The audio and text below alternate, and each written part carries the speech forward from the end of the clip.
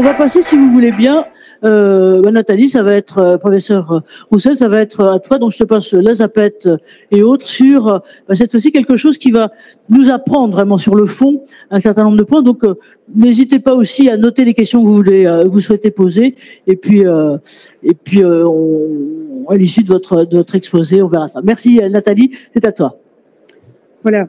Merci Anne-Marie pour l'introduction. Merci à vous toutes pour les questions. Très heureuse d'être là. Voici la ville d'Anvers, c'est le nord. Mais il ne fait pas très froid. Donc, il y a 30 degrés demain. Donc voilà, donc c'est la ville où je suis née, la ville où j'enseigne. C'est tout à fait au nord de la Belgique. Mesdames, si vous voulez acheter des pierres précieuses, messieurs aussi, ou si vous avez envie d'oublier que madame est partie avec la carte bancaire, il y a des bières. Et sinon, il y a certains bâtiments à visiter si jamais vous passez par là. Alors, peut-être, petite information, je n'ai jamais étudié en français. Donc, j'ai été scolarisée, j'ai fait toutes mes études en néerlandais, en anglais. Donc, si j'ai un accent, si j'ai une construction de phrase qui vous interpelle, c'est normal. Voilà. Alors, j'ai eu la chance d'être sponsorisée par différentes instances pour faire cette recherche. Je pense honnêtement que je n'ai pas de conflit d'intérêt dans le vrai sens du terme. Cet argent va à la recherche et pas au souper que j'organise ou à mes tenues. Voilà. Voici l'outline de la présentation. Donc, je voudrais juste faire une introduction, mais pourquoi faire des recherches scientifiques sur la douleur?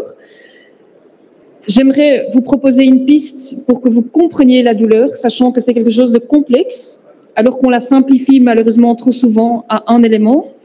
Et on va faire le lien avec les métiers de scène comme un exemple. Comment le travail peut influencer les troubles musculo-squelettiques, dont la douleur est le symptôme le plus courant, et surtout ce qu'on pourrait en faire et quelle est l'approche qu'on va utiliser. Et puis on va ouvrir le débat avec toutes ces personnes intéressantes ici autour de la table. Voilà. Ici, vous avez déjà une ancienne slide, mais qui montre bien l'augmentation de la douleur chronique dans la population générale. Il y a certainement l'âge. La douleur chronique est plus prévalente chez des personnes avec plus de maturité, on va dire. Mais la sédentarité est aussi un facteur, et le Covid aussi. Il y a énormément de patients post-Covid qui souffrent de douleurs chroniques. Donc, on sait que cette vague de douleurs chroniques va continuer à quelque part nous tomber dessus. Et en tant que société, on a une responsabilité par rapport à ça. Alors, ici, vous voyez la définition de l'IASP. C'est l'Institut mondial qui étudie la douleur et qui dit que la douleur, c'est une expérience. C'est pas simplement un symptôme, mais c'est une expérience sensorielle et émotionnelle. Donc, le mot émotionnel est repris dans la définition de la douleur de l'IASP, et qui est désagréable. Et on fait souvent une association avec des lésions tissulaires, mais ce n'est pas nécessaire. Alors, pour moi, ce n'est pas important que vous connaissiez cette définition, mais les mots-clés sont « c'est une expérience »,« c'est multifactoriel » et « oui, les émotions jouent un rôle ». Et non, ce n'est pas un problème. Donc, les émotions font partie de la douleur et on va devoir en tenir compte. Évidemment, il y a donc, à côté de ces facteurs émotionnels, il y a des facteurs biologiques, mais aussi des facteurs sociaux. C'est pour ça que je suis tellement convaincue que la douleur doit être approchée d'une vision biopsychosociale avec beaucoup d'acteurs, beaucoup d'intervenants. Et le but de cette présentation, c'est aussi de faire une différence entre des fausses croyances, des choses qu'on dit à propos de la douleur qui ne sont pas correctes, et ce qui a été prouvé scientifiquement, ce qui est correct. Alors, très souvent, les gens cherchent une cause de la douleur. Ils veulent lier la douleur à un aspect, un facteur. Et dans un contexte de douleur aiguë, on pourrait se dire qu'il y a eu un élément déclencheur, une entorse, une fracture, un accident. Mais dans une douleur chronique, c'est vraiment un mythe d'associer la douleur à un facteur. Et il faut savoir qu'au niveau neurophysiologie, donc la façon dont le corps fonctionne, ce sont des mécanismes complexes. Alors, sur ces photos, vous voyez des images de gens qui ont certainement un endommagement tissulaire. Donc, il y a eu une perforation, ça veut dire qu'il y a eu un signal qui a été envoyé vers le cerveau, et pourtant, ça ne fait pas mal. Pourquoi? Parce que c'est associé à un rite dans ces cultures-là, alors qu'en bas, vous voyez deux personnes qui souffrent de maux de tête et de maux de dos. Je pense qu'il n'y a personne qui se dit qu'il y a quelque chose qui est abîmé dans sa tête. En étant fatigué, en ayant mal à la tête, on ne pense pas tout de suite à un endommagement tissulaire. Donc, il y a autre chose qui pourrait expliquer cette douleur. Et donc, je voudrais vous amener vraiment vers la neurophysiologie, la façon dont fonctionne le corps, pour que vous compreniez après pourquoi on doit tenir compte de certains facteurs dans la prise en charge des TMS. Si je vous caresse le dos, donc c'est un stimulus doux qui est de faible intensité, il va y avoir une activation dans des neurones et cette information va être envoyée vers le cerveau et le cerveau va percevoir cette sensation comme étant une sensation de caresse. Et donc, il va y avoir, oui, ça va être plus simple, il va y avoir une activation dans le nerf et le courant électrique, on peut le comparer à une enveloppe. L'enveloppe va être envoyée vers le cerveau ouvre l'enveloppe et l'enveloppe dit c'est une sensation de caresse. Donc c'est pour ça qu'il y a le mot anglais touch. Si par contre je suis une sadique, on dit ça des kinés, ce sont des sadiques qui font mal aux gens, et je vous écrase le doigt, je vous caresse pas le doigt, je vous écrase, il va y avoir une activation d'autres neurones, d'autres nerfs, il va de nouveau y avoir cette décharge envoie une enveloppe vers le cerveau va l'ouvrir et va dire « Ok, ça c'est de la douleur », mais le stimulus est intense. Et donc, c'est pour ça qu'on doit regarder ce qui se passe à l'intérieur du corps et on parle des voies ascendantes, ce sont les voies qui montent vers le cerveau, qui vont donc de la périphérie. J'ai pris une image d'un genou d'un patient hémophile avec beaucoup d'arthrose et d'inflammation et de saignement dans le genou.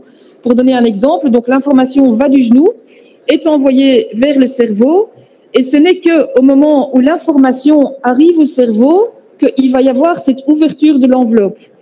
Et donc, c'est pour ça que je dis en blaguant à mes patients, no brain, no pain. Vous n'avez pas de cerveau, magnifique, vous ne ressentez pas la douleur.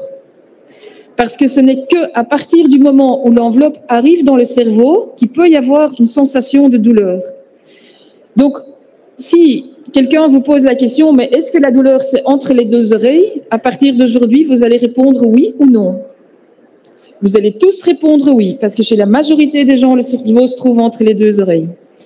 Donc oui, it's all in your head. Mais donc, si on va regarder ce qui se passe dans ce cerveau, et encore une fois, c'est vraiment la science qui nous a permis de comprendre, il va y avoir cette information, encore toujours cette enveloppe qui va être envoyée vers le cerveau. Et il y a une partie du cerveau qu'on appelle le cortex sensoriel qui va ouvrir cette enveloppe et cette enveloppe va toucher une partie, par exemple, du corps qui est liée au dos. Donc, vous avez ici le bas du dos. Donc, non, ça ne porte pas assez loin. Le bas du dos. Et c'est parce que l'information arrive dans cette partie-là du cerveau que vous allez ressentir une douleur dans le bas du dos. Mais le stimulus, l'interprétation vient du cerveau. Et pareil, si vous avez un stimulus qui va toucher la zone de la nuque, vous allez physiquement ressentir la douleur dans la nuque. Et donc, c'est comme ça qu'on pourrait expliquer les douleurs fantômes chez des patients qui ont été amputés d'une jambe, parce qu'on a amputé le membre, mais on n'a pas amputé le cerveau. Donc, cette partie du cerveau continue à recevoir des informations, des impulses nerveux, des enveloppes, on va dire. Donc, c'est tout à fait logique que dans un premier temps, le patient, après son amputation, ressent encore physiquement une douleur dans la jambe, alors qu'il n'y a plus de jambe. On a longtemps pensé que le cerveau avait un centre de douleur, qu'il y avait donc un endroit qui était stimulé par cette information nerveuse, mais c'est faux, il y a énormément de parties du cerveau qui sont stimulées. Et donc, une autre partie du cerveau qui peut recevoir cette enveloppe, c'est le cortex préfrontal, et c'est là qu'il y a les idées par rapport à la douleur, mais aussi la rumination. Et donc, ça, c'est un élément, on va y revenir plus tard dans la présentation, mais on sait que des gens qui s'en font, des gens qui ruminent par rapport à la douleur, sont à risque pour développer des douleurs chroniques. Parce que cette partie du cerveau continue à être active et va quelque part interpréter tout signal comme étant dangereux et donc douloureux. Il y a plein d'autres facteurs, et c'est pas le but de faire un cours de neurophysiologie fondamentale, mais donc on associe la douleur avec quelque chose de désagréable parce qu'il y a d'autres parties du cerveau qui sont activées. Mais donc, en gros, la partie importante, c'est qu'il y a énormément de parties du cerveau qui sont stimulées, et au plus que cette stimulation est intense, dans une douleur chronique, elle est peut-être là tous les jours, au plus que ce cerveau va être quelque part efficace. Donc, si vous êtes ici aujourd'hui, c'est parce que vous êtes convaincu que vous pouvez encore apprendre quelque chose de neuf, qu'il y a encore des connexions dans vos neurones qui peuvent se faire même à l'âge adulte. C'est la raison pour laquelle on peut encore apprendre un sport ou une nouvelle langue à l'âge adulte. Mais la douleur, c'est aussi une forme d'entraînement du cerveau. Et donc, ce qui se passe chez les patients douloureux chroniques, c'est qu'il y a une espèce de hyper-efficacité qui s'installe dans le cerveau qui n'aide pas. Parce que ça veut dire que ces voies sont super rapides et que beaucoup de stimuli vont être interprétés comme étant douloureux alors que c'est peut-être pas forcément nécessaire. Et pour ajouter une couche à la complexité, il va aussi y avoir une voie descendante. Mais d'abord, je voudrais vous montrer que ce n'est pas si simple de voir chez un patient quelles sont ses émotions. Donc la question est, un patient douloureux chronique, est-ce qu'il vous montre ses émotions? J'ai pris 3 patients au hasard. On a un patient qui est retraité et qui montre très clairement quelles sont les émotions présentes. Donc chez ce patient, on voit assez bien s'il est joyeux, s'il est triste, s'il est inquiet. Par contre, il y a un de ses homologues, on ne voit pas toujours, on ne voit au fait pas du tout. Donc c'est très compliqué à voir. Et puis il y a un autre collègue qui lui aussi est retraité, et là on voit au fait uniquement quand il est joyeux. Alors on voit un petit peu, et s'il est triste, on ne voit plus rien du tout. Bon, alors en Belgique, on n'a pas beaucoup de politiciens connus parce qu'on peut fonctionner 500 jours sans gouvernement, donc c'est pour ça que je n'ai pas d'image de patient belge. Voilà. Mais donc, comme je disais, pour compliquer la chose, mais c'est aussi la beauté du corps humain, il y a aussi une voie descendante. C'est une voie qui est pilotée par le cerveau et qui va retourner vers le bas du dos, vers la moelle épinière. Et cette voie descendante, elle est magnifique. Elle est superbe, pourquoi? Parce que c'est notre propre système qui contre la douleur. Donc c'est notre propre, on va dire, dafalgan, c'est notre propre mécanisme pour diminuer la douleur. Et comment est-ce qu'on peut expliquer cette voie descendante? Alors, je vais vraiment simplifier l'histoire pour que vous ayez le message, mais s'il y a des biochimistes et des gens très, très pointus, excusez-moi d'avoir fait un peu des raccourcis. Mais donc, on peut comparer l'activité dans ces voies descendantes comme une espèce de balance. Et la balance, elle peut fonctionner de 2 façons. Soit l'activité est en mode inhibition, soit elle est en mode facilitation. Et donc, en fonction de la façon dont cette voie fonctionne, il va y avoir plus ou moins de messages qui vont quand même passer vers le cerveau. Mais donc, tout se joue dans la moelle épinière. Donc, la voie descendante, la voie que vous voyez en bleu sur la dia, elle va quelque part régler l'information qui monte dans la voie rouge. C'est ça tout le clou de l'histoire. Et ça se passe ici dans la partie de la corne dorsale de la moelle épinière. Donc, c'est dans chaque partie de la colonne vertébrale, il y a ces connexions. Et la voie bleue peut quelque part stopper l'information de la voie rouge. Et donc, on peut comparer ça ici. Vous voyez que la voie rouge, elle est bloquée. Et donc, un des mécanismes dont on sait très très bien qu'il active ces voies descendantes en mode inhibition, ça veut dire en mode je bloque toute l'information qui passe, c'est l'activité physique. Donc, en gros, l'activité physique va induire une façon de fonctionner de cette voie bleue qui fait que la voie rouge va être bloquée. C'est des mécanismes super complexes. Il y a des hormones de croissance qui jouent un rôle, il y a des endorphines, il y a toute une série de facteurs. Les gens qui ont des grosses insomnies peuvent lire ces œuvres, ces 50 pages. Après la 3e page, vous êtes endormi et il n'y a aucun risque d'être accro à ces publications, mais ça va vous aider à vous endormir, certainement. Et donc, ce sont des mécanismes très, très, très compliqués, mais qui fonctionnent. Et c'est pour ça que les sportifs, par exemple, on va prendre un joueur de football comme exemple, peuvent avoir un coup direct pendant le match, ne rien sentir parce qu'ils sont dans l'adrénaline, ils sont dans le match, ils doivent absolument gagner. Et ce n'est qu'après le match sous la douche qu'ils voient qu'il y a un hématome, un bleu. Donc là, il y a vraiment eu cette lésion tissulaire. On est à peu près sûr qu'il y a eu à ce moment-là une information qui a été envoyée vers le cerveau. Et pourtant, le joueur n'a rien ressenti. C'est parce que cette voie bleue a été active et a stoppé l'information de la voie rouge. Et donc, évidemment, c'est ça le succès, entre autres, des programmes de mouvement, des programmes de kinésithérapie, d'activité physique, adaptée ou pas, pour activer cette voie descendante. Parce qu'elle fonctionne chez des sportifs, mais elle fonctionne aussi chez des patients douloureux chroniques.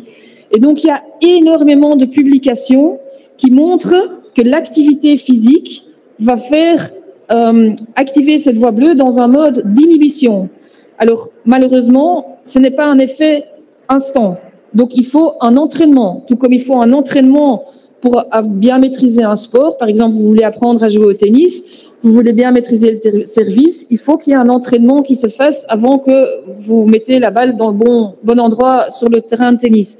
C'est pareil pour cette voie descendante. Si on veut qu'elle reprenne convenablement sa fonction d'antidouleur, donc son propre mécanisme de contrôle, il faut un certain dosage de l'exercice. Et donc, chez nos patients douloureux chroniques, on leur dit, vous devez vous inscrire dans un programme de 3 à 6 mois. Et il faut être adhérent au traitement, même si peut-être au début, ça va créer un petit peu plus de douleur. Mais donc, à long terme, ça fonctionne, on est convaincu. J'ai mis le smiley parce que ça, c'est ce que mes étudiants comprennent. Le smiley, ce qui se passe, il va bloquer, donc on va prendre l'image des endorphines, ce sont donc les substances qui sont libérées par le cerveau. Pour faire très simple, elles sont envoyées par la voie bleue vers l'endroit de communication et elles vont bloquer les capteurs qui se trouvent ici. Donc, il y a les capteurs, mais si le smiley se colle dessus, il n'y a plus d'information qui s'est passée. Encore une fois, c'est très simplifié, c'est pas tout à fait correct, mais c'est pour vous donner une idée comment fonctionne cette voie. Mais donc, encore une fois, cette voie descendante est activée par l'activité physique, mais il faut un certain entraînement avant que ça fasse de l'effet chez des patients douloureux chroniques. Si dans la salle, vous n'êtes pas douloureux chronique, je ne peux vous conseiller que d'activer cette voie parce que ça fonctionne très bien en mode de prévention. Donc, si vous allez à la maison ce soir et que vous avez un petit peu de temps libre, essayez d'avoir une activité physique sur base régulière. C'est la meilleure façon d'éviter les troubles musculo-squelettiques. Voilà. Malheureusement, il y a un revers de la médaille, c'est que cette voie bleue, parfois, elle ne fonctionne pas dans un mode d'inhibition, mais dans un mode de facilitation. Donc, elle va faire juste l'inverse de ce que je viens de vous expliquer. Au lieu de bloquer l'information de la voie rouge, la voie ascendante, elle va amplifier. Un peu comme un ado qui met le volume de sa radio à tue-tête et tout le signal est amplifié et tout le quartier profite de sa radio, ou pas. Voilà. Mais donc, le mode de facilitation, c'est l'inverse. C'est le signal qui arrive de la périphérie, il va être amplifié. Il va y avoir beaucoup plus d'informations qui va aller vers ce cerveau. Et c'est là que ça se passe mal. Le cerveau pense qu'il y a un danger et va créer cette sensation de douleur. Et donc, qu'est-ce qui fait que cette voie bleue fonctionne en mode facilitation et pas en mode d'inhibition? Ce sont ces fameux facteurs émotionnels, ces facteurs psychosociaux, dont le stress, dont la rumination, dont l'anxiété, dont la peur de la douleur, la peur du mouvement. Et c'est ça qui nous a ouvert les yeux les 15 dernières années. Et c'est pour ça qu'on doit tenir compte de cette dimension émotionnelle ou neuro-émotionnelle, parce qu'on inclut le cerveau, dans les troubles musculo-squelettiques. Et donc, la bonne nouvelle, c'est que le système est plastique. Encore à l'âge adulte, notre système nerveux est très plastique. Encore une fois, c'est super bien pour apprendre une langue, pour apprendre des nouvelles compétences. Dans le contexte de la douleur, on parle de maladaptatif parce que ça ne nous aide pas. D'un autre côté, si c'est plastique, ça veut dire que c'est réversible et que donc, avec nos programmes pour les TMS, on peut retourner à une situation où la personne a une belle qualité de vie malgré tout ce qui se passe. Donc la neuroplasticité, pour moi, c'est vraiment un avantage, mais encore une fois, cela prend du temps. C'était une longue introduction, mais donc c'est ça la raison pour laquelle il faut vraiment analyser les douleurs ou les TMS dans un point de vue biopsychosocial, avec évidemment des éléments biologiques, mais aussi des facteurs psychologiques et évidemment des facteurs sociaux. S'il y a un conflit avec l'employeur, s'il y a une rumination par rapport à les contrats à durée de court terme et que donc l'employeur peut perdre son emploi, ce sont des choses qu'il faut intégrer. Et donc, ce qu'on va faire avec chaque individu, c'est un peu sa carte d'identité de la douleur ou des TMS, c'est adapter ça à l'individu qui se trouve devant nous. Parce qu'évidemment, on ne va pas généraliser. Ce qui est d'influence chez un patient n'est pas nécessairement le cas chez quelqu'un d'autre. Mais donc voilà, une très longue introduction, mais pour maintenant aborder le vif du sujet, c'est-à-dire mieux comprendre la douleur chez les métiers de scène. Et j'ai pris les musiciens et les danseurs comme exemple. J'ai fait pas mal de recherches dans ces groupes-là. Ils ont énormément de TMS. Et je voudrais vous amener un petit peu dans ces histoires-là pour aussi voir plus concrètement, mais quels sont les facteurs qu'on peut modifier et quels sont les facteurs qu'on ne peut pas modifier et quel est le rôle de l'entreprise dans tout ça de tout l'environnement.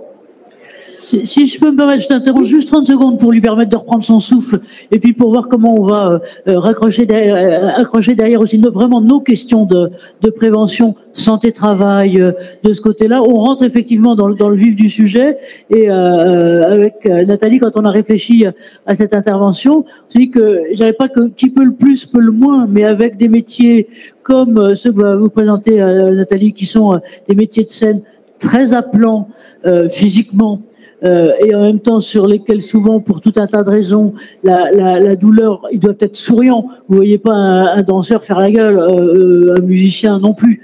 Et donc, ils doivent complètement compenser ça. Et moi, je découvre là, ce que tu étudiais sur le facteur descendant. Ça me faisait penser aussi à la citation d'un poète que vous connaissez, qui est Baudelaire, et dont le poème commence par sois sage, ô ma douleur, et tiens-toi plus tranquille.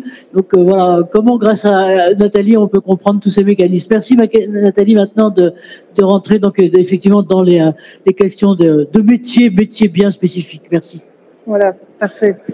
Donc, très souvent, ce sont des gens qui ont un entraînement intensif depuis le plus jeune âge. Donc, à gauche, vous voyez Christophe Pochet, qui est un violoniste belge qui a commencé à l'âge de 3 ans. Et à droite, vous voyez Léna Clerc, qui est une danseuse qui a aussi commencé à l'âge de 4 ans. Ces gens, depuis leur plus jeune âge, font ces métiers, ces hobbies à ce moment-là, 6 jours sur 7 ou 7 jours sur 7.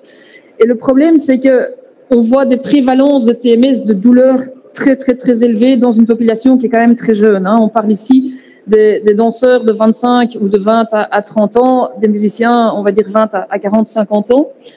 Et donc, encore une fois, dans un point de vue de multifactorialité, je voudrais parcourir avec vous différents facteurs qui peuvent jouer un rôle. Évidemment, l'idée, c'est de se concentrer sur ceux qu'on peut changer, parce qu'il y en a qu'on ne peut pas changer. Et donc, les caractéristiques individuelles, l'âge, le genre, certaines caractéristiques personnelles, que la taille des mains chez un pianiste. Il y a des pianistes qui n'ont pas beaucoup de place, on va dire, et d'autres qui ont plus de place entre les doigts. Tout ça, on ne peut pas changer. Il y a certainement aussi un aspect génétique par rapport à la douleur chronique, mais aujourd'hui, je pense que ça sert à rien d'en parler parce qu'on ne connaît pas encore très bien et que de toute façon, c'est pas dominant, c'est pas le facteur principal et je ne peux pas le changer. On parle énormément de posture. Et donc, chez des musiciens, mais aussi chez les danseurs, on fait une différence entre des postures symétriques et des postures asymétriques. Alors, j'ai quand même regardé ce que l'État français a mis comme consigne et comme facteur à risque pour les TMS. Et la posture est reprise vraiment comme facteur à risque pour les TMS. Chez les danseurs et les musiciens, ça ne semble pas le cas. Donc ici, vous voyez des études qu'une de mes collègues a fait où on a évalué la posture en jouant à la clarinette.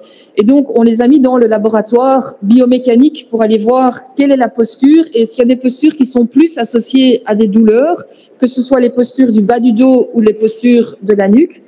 Mais ça ne semble pas le cas. Donc, pour l'instant, il n'y a pas de preuve scientifique que ceci est chez les musiciens, que chez les musiciens, la posture est la cause de la douleur. Donc voilà. Donc il faut quand même nuancer. Et la posture, on parle de quelque chose de statique. Donc quelque chose qu'on ne bouge pas en jouant. En tout cas, pas ces parties-là du corps. Est-ce que ça veut dire que tout l'aspect biomécanique peut être jeté à la poubelle? Bien sûr que non. Je ne serai pas là ici. Mais donc, pourquoi est-ce que la biomécanique nous intéresse? C'est parce que c'est la mécanique du mouvement. Et c'est là qu'il faut aller chercher des facteurs à risque chez les danseurs et chez les musiciens. Mais on ne parle pas de la posture alors statique, on parle de la façon dont le corps contrôle le mouvement. Et on voit chez énormément de danseurs et de musiciens que à partir du moment où il y a une douleur, la façon de contrôler ses muscles, la façon de contrôler son mouvement change. Il va y avoir plus vite de la fatigue, il va y avoir d'autres muscles qui vont être sollicités, et ça, il y a énormément de preuves scientifiques.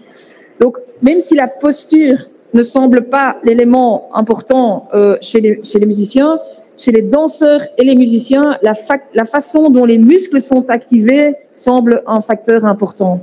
Et donc ça, on va y revenir parce que ça, c'est quelque chose qu'on peut changer. S'ils ont eu mal et ils ont changé leur façon de faire, on peut revenir à l'état d'origine après. Pourquoi est-ce que c'est important. Et encore une fois, je voudrais vous ramener dans la neurophysiologie pour comprendre. Donc, si on veut faire un mouvement, que ce soit lever un poids ou boire un verre de vin ce soir, ça part d'une intention dans le cerveau. C'est le cerveau qui dit « je veux lever le verre » ou « je veux lever le poids ». Et il va y avoir une activité vers le muscle par une voie descendante. Ces muscles vont être activés et il va y avoir une information qui va retourner vers le cerveau. C'est donc exactement le même principe que l'information par rapport à la douleur, mais ici c'est par rapport au mouvement. Et cette information qui retourne vers le cerveau va dire au cerveau, attention, tu es en train de mettre ton verre, pas vers ta bouche, mais vers ton oreille. Tu vas faire des crasses si tu lèves le verre comme ça. Et donc, en cours de route, je vais adapter mon mouvement. Ça, c'est parce que le cerveau reçoit de l'information en continu sur la façon dont je bouge. Dans un contexte de douleur, dans le cerveau, je vous ai expliqué qu'il y a tout un dérèglement du cerveau chez des patients douloureux chroniques, mais toute la communication interne avec le contrôle moteur, le cortex moteur, donc qui va alimenter cette information vers les muscles change. Donc c'est très logique que la douleur va initier une autre façon de bouger. Ça peut être une crispation dans les muscles, mais ça peut aussi être activer d'autres muscles. Donc ça, c'est tout à fait normal. Et c'est pour ça qu'il faut le savoir, parce qu'il faut tenir compte de ça dans les programmes de rééducation. Aïe, la slide a bougé, c'est pas grave. Un quatrième facteur, c'est la charge de travail. Ici, j'ai pris des exemples des études que j'ai effectuées moi-même chez donc des jeunes danseurs. Ici, vous avez les danseurs du conservatoire avec un âge moyen de 20 ans, et vous voyez le nombre d'heures où ils sont actifs par semaine. En moyenne, c'est plus de 20 heures pendant les cours de danse et encore 5 heures à côté. Donc, ce sont des jeunes qui dansent, qui font un mouvement 25 heures par semaine. Pareil pour les jeunes, ceux qui sont en humanité, je ne sais pas comment on appelle ça en France, les humanités, le collège, donc 12-18. Le collège, 12-18, pareil, vous voyez le nombre d'heures, c'est énorme. Et donc, chez eux, c'est pas tellement le problème qu'ils sont sédentaires, évidemment, mais c'est un déséquilibre. Et très souvent, il va y avoir une énorme charge de travail très vite. Mais donc, chez les danseurs et ici chez les musiciens, c'est exactement pareil. Ceci, c'est une autre étude qu'on a fait dans des orchestres. Ils ont une moyenne de 25-30 heures par semaine, mais c'est énorme. C'est énorme. Et donc, il faut savoir que si ils ont eu un break d'été, ils n'ont pas joué, et puis ils reprennent le rythme, le corps ne s'habitue pas assez vite. Donc, la charge de travail est vraiment très importante.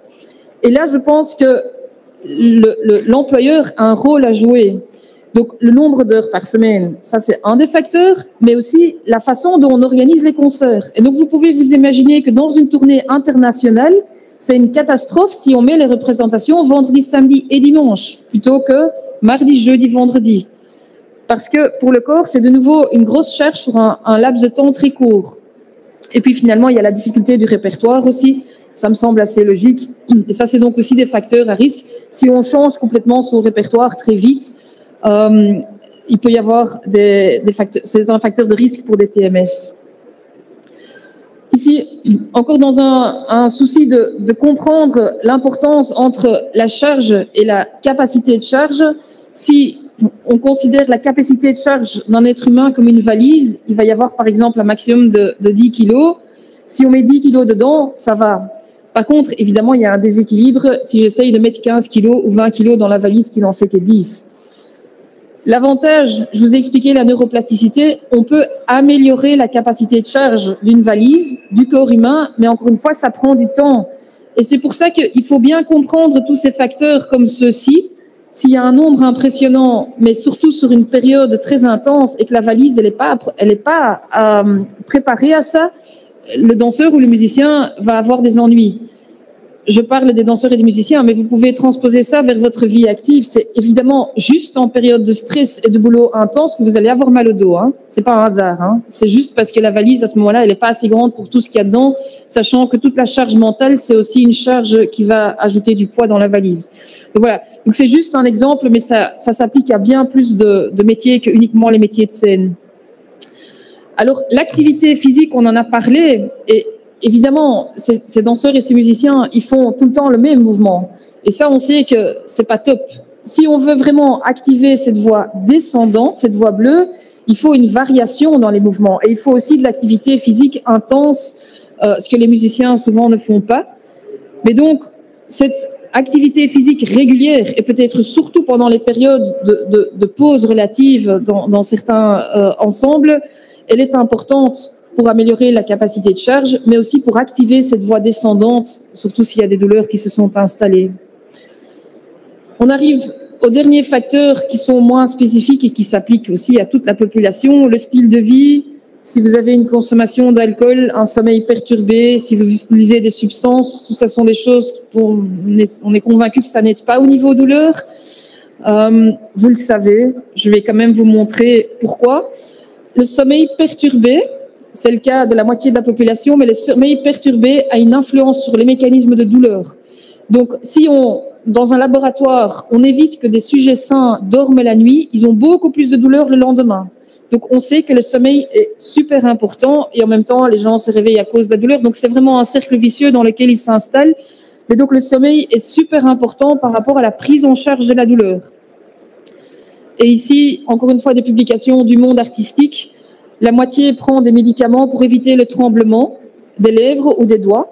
Beta blockers, c'est un médicament cardiaque, c'est pas un bonbon. C'est pas super de prendre ça simplement pour essayer d'éviter le stress.